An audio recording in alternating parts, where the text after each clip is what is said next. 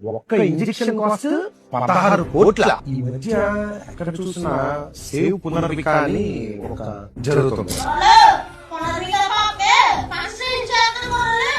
పునర్విక కోసం మనం చేసే ఫండ్ కలెక్షన్ లో భాగంగా ఈ రోజు అయితే ఆర్బీఐ రావడం జరిగింది.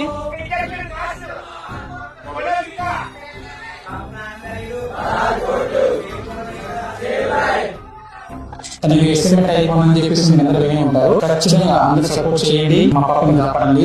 16 కోట్లు ఒక ఇంజెక్షన్, దానికోసం అయితే మన తెలుగు ప్రజలైతే చాలా మంది సపోర్ట్ చేస్తూ చాలా మంది డొనేట్ చేస్తున్నారు. నా వంతు నేను డొనేట్ చేస్తా. ఇప్పటికి పాప 9 months అంట. ఇప్పుడు కూడా చాలా స్ట్రైక్ పెట్టుకోలేదు.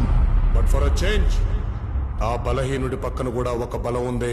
మరో వంక మీ జగన్ 16 కోట్లు పెట్టి ఒక పాప ప్రాణాన్ని కాపాడి పబ్లిసిటీ కూడా చేసుకోలేదు జగనన్న.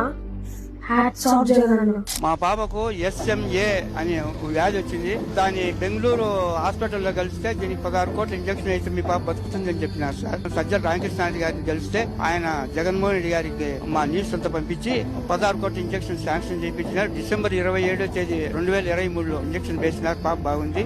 ఇప్పుడు సార్ ను కలిసి ఆయన చేసిన మేలు తెలియపరుచుకున్నామని మీ దగ్గరకు వచ్చింది. జగనన్న గారిని కలిసామండి రాజమండ్రి వచ్చినప్పుడు. జగనన్న అన్న మాటకి స్పందించి నేను ఉన్నానమ్మా అని భరోసా ఇచ్చారండి. అన్ని నేనే చూసుకుంటానమ్మా అని చెప్పారు.